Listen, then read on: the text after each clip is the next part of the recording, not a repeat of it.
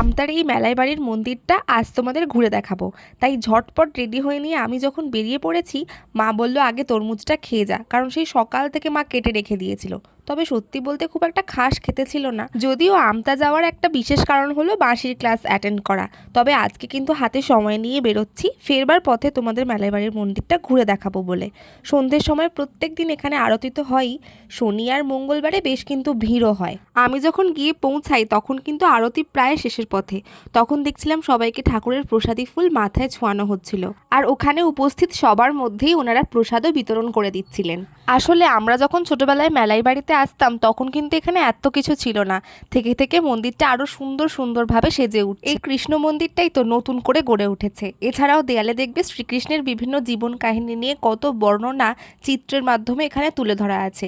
এই আর্টগুলো দেখতে সত্যিই খুব ভালো লাগবে। এখানে শনি মঙ্গলবার তো ভিড় হয়ই, এছাড়াও প্রত্যেক দিন এই আটচালায় কত মানুষ বসে থাকে, আরতি দেখে, প্রসাদ পায়।